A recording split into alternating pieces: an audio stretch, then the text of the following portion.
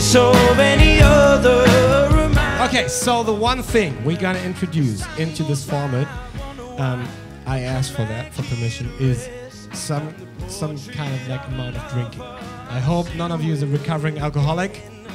No, we won't talk about Yeah, you won't. Just say you have a kidney stone or something like that. Yeah. So, and you're young enough to not know about that problem right now.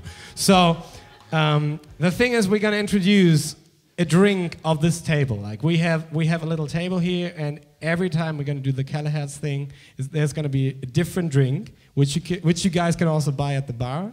And this is what we're gonna drink, besides beer or whatever beverages you'd like to have. So we have, ladies and gentlemen, we have Julius and Julian from the Freundlich and Kompetent with us tonight. Big applause. Without these guys, this wouldn't be happening anyway. So, and they're gonna introduce their drink of the night, which they created. But I think they're gonna tell us a little bit more about that. You have to stand up, mate. All right. So, do we have a camera to just cover this thing here? Okay. So please give me your microphone, maybe for now. Sorry. You're gonna get it back. Sorry. Okay. Wir können es auch auf Deutsch machen jetzt. Okay, we say in English, that's good. That's good sportsmanship. Okay, so tell us about the drink of the night. If you have any problems, Elbcake. All right. Elbcake. So what exactly is that liquid poison these guys and we all gonna drink? If you have any problems, Elbcake. All right. So how do you think this is gonna improve a musician's performance tonight? Julius. Any problems, Elbcake. Very good. Okay, so we're gonna try this shit. It's really good. You might pour this, like you're professional in that regard. I'm just gonna pass the microphone on to you guys. I'm just wondering why it's blue. Yeah, it's because it's it's basically a mixture of I don't know what's in it. Elbcake? Okay, perfect. Okay, so cool. that's settled then. That explains the blue. Yeah, it's a little bit of like a fresh mint. And basically, it's the perfect drink if you meet a girl. You're totally wasted. You don't have time to brush your teeth. This will give you fresh breath, man. We needed something. So this Yeah. So you thank you might consider taking this on tour with you guys. Well, yeah. How many bottles can you sell? That's the question. Yeah. I'm pretty sure they're gonna throw a freebie in for you guys. So we're gonna leave this at the table because there's gonna be more drinking involved. So yeah, you guys, if you feel like it, we're gonna just Daryl, this is for you as well. Oh, you want some? You want some? All right, perfect. Just take some of it, okay? Perfect. Here, there's one for you, man. Perfect. So if you want to find out how this tastes, I highly recommend. It's really good. It's really good. If you say anything different right now, we have to stop the show, man. It's just, it's really good. Isn't it good? It's so good. So good. And he hasn't even tried it. Okay, perfect. So if you have any worries, any problems, Elbcake. Perfect. Cheers! Prost. Perfect. You can handle it. I know it. Oh. Yeah, it's perfect.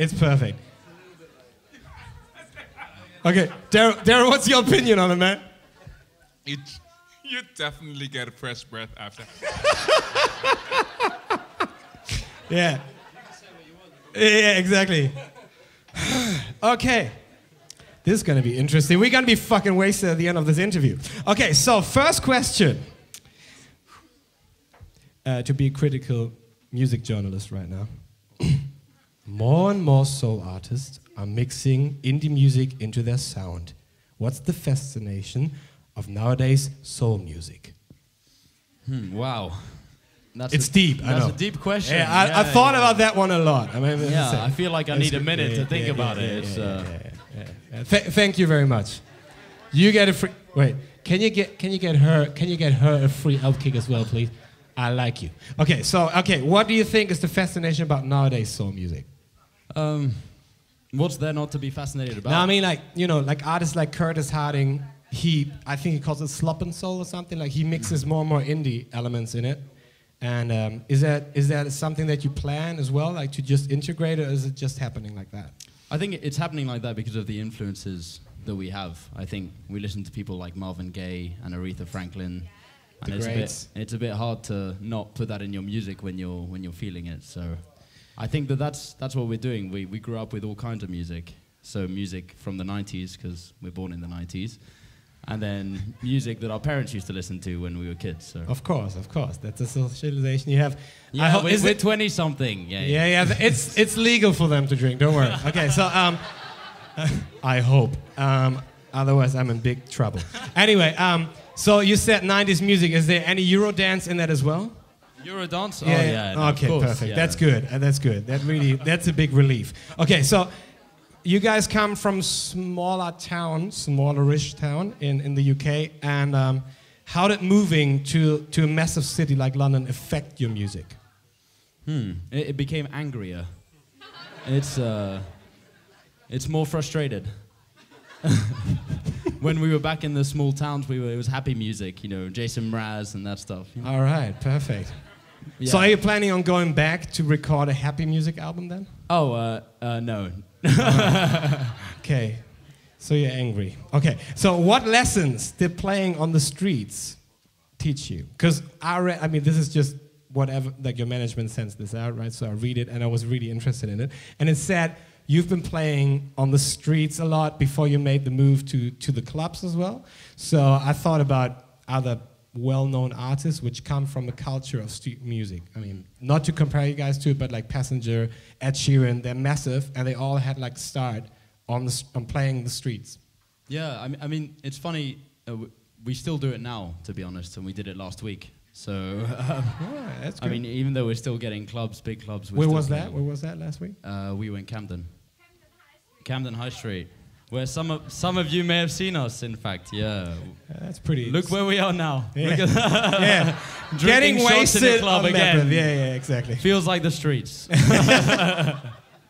But I guess we didn't know actually when we started about Passenger and Ed Sheeran having done it too. So I think it's just an organic thing that musicians do to make money when they're in a big angry city. Yeah. Because they're musicians. Okay. Yeah. Okay, the angry again. Okay, anyway, so it's a running problem. Yeah, I know. But Ollie, you said that you've been influenced by growing up in places outside the UK. I mean, That's right. French Provence, Australia. Yeah. Pretty awesome places. But where does it show in your music that you grew up outside of the UK? Well, all the lyrics talk about that, really. I think the one of the main tracks that we're gonna sing tonight is Vagabond, and it's about pretty this. awesome track, by the way. Thank you very much. I really Thank appreciate you. it. Yeah, it's really Thank awesome. you. I didn't even pay you to say that. That's amazing. No, it's okay. The That's Alp great. kick, the Alp kick is kicking in. Well, watch it, and it's not even my mother tongue, The Alp kick is kicking in, exactly. So, no, seriously, Vagabond, awesome track. Thank you. Yeah, and I think that's all the stories that have happened throughout just moving about so much are coming out in the music. So I think that's where the influences lie. Yeah. And I still actually, some old French songs, just the songwriting in there, I'm very much into lyrics and vocals. So I think I focus on that a lot in the writing. Old French songs. All right. I have to ask this question. I'm Sure. glad that you bring it up. What's your opinion on Georges Moustaki's influence on the French music in 1970? I'm just fucking kidding. Wow, This yeah. just I was kind of hoping I had my phone in my back pocket to quickly Wikipedia something. Okay, yeah, you see? Well, my opinion. You're stuffed, buddy. You're stuffed. Screwed. No, that's okay. I mean, he's pretty big, and I was just fucking with you. That's okay. But you're good sports. That's pretty good.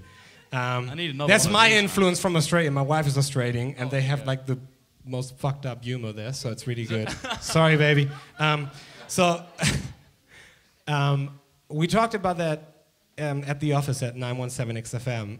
We talk about that actually a lot. So I was really interested in what is your opinion on music streaming? Does it help upcoming artists? Is there like any benefit for upcoming artists? I mean, there was just like someone saying that Portishead, they had like 34 million streams, and I think they showed the document, it just made like $3,000, which is ridiculous. Well, yeah. I think it has its ups and downs, really. I think for emerging artists, it's actually really interesting to be able to do that. Yeah. Because when you're growing, it's not about music at that stage. So I think about money. Sorry, it's definitely about music. And it's definitely about money. Is that what you're saying? Elf kick right now. Oh yeah, perfect. It's kicking in. It's all about money, no music. Could you pour another right? Like there's some really. Okay, for that one we just have to take another one. That's pretty good. There you go. Perfect. Every time I make they a are mistake. legal drinking age. It's okay. It's okay. Yeah, that's fine. Okay, perfect. So, Prost. Prost, you guys. To making money and no music. That's an honest interview right there. Yeah, there we go. Brutally honest journalism right there. Klaus Kleber would be very proud of me tonight. Anyway, so yeah, it's a chance, you know, to kick it all off because you can. That's what we talk about. Because I mean, like, the radio station that I work at, they also say like, you know, we don't want the big format thing. We don't want market research to dictate what we play and all that, and it works. But it's a massive topic in our department as well. Yeah. But it's really, I mean, it gives you guys a chance, but. It also ruins others, though. Yeah. There's too much online now. Yeah. I think that's the thing. Yeah, I know. But it's really interesting to know, like, for you guys emerging right now, so what, like, on Spotify and stuff, did that help you, like, going into playlists, or how did you work with that medium? Well, I think it'll all depend on our first single, to be honest, because we only put things Which up, will be coming out when? June, next few months, June, something like that. I love, man. Your advertising skills are also like, I know, yeah. I'm really bad at that too. That's really good. That's single really good. Coming out in. It's gonna come out the next few months. Sometime. Somewhere. Yeah, at some time. You might want to follow these guys on Facebook as well. Yeah. You owe me one for that one. Yeah, okay, so anyway. So you said, I'm sorry, mate. I'm getting ruined up here. No, that's okay, man. That's okay. You know, it's part of it. We can all edit that out, right, Jonas? We can just fucking edit it out. Yeah, there you go. There you got the thumb. So, what was the best place you ever played? Well, tonight here in Hamburg. Yeah. Of course. That's what I was getting at. We haven't finished yet, though. Yeah. But apart from the beautiful city, way more important than the capital of Germany, Hamburg, what was the most... What? Yeah, exactly. Who's that Birdland? Everyone's talking about him, right? Yeah. So what was the most, like, the best place you ever played at? Like, just venue. Let's say venue, best thing you said about playing the streets. That's like, tricky, but... Yeah, I think one of the best. It's really bad to say the best. The best club night we've ever played, I think, was actually in Münster. Unfortunately, I'm sorry. It was at the Hot Jazz Club, another jazz club, but it was amazing because you're sticking to the jazz scene. 2 encores. Just saying. Maybe we get 3 tonight. I don't know. What do you think? Okay. Suck that, Münster. Okay. Is there a favorite city of you? Like outside the UK to play, like, or just in general, like, is there a favorite place that you really remember? Oh, then he was nodding his head. He was like, yeah. What? Sorry, Hamburg. Hamburg. Okay. Hamburg, you mean? Okay, that's good. Berlin. Thank you very much. And the interview's over. Thank you very much for coming tonight.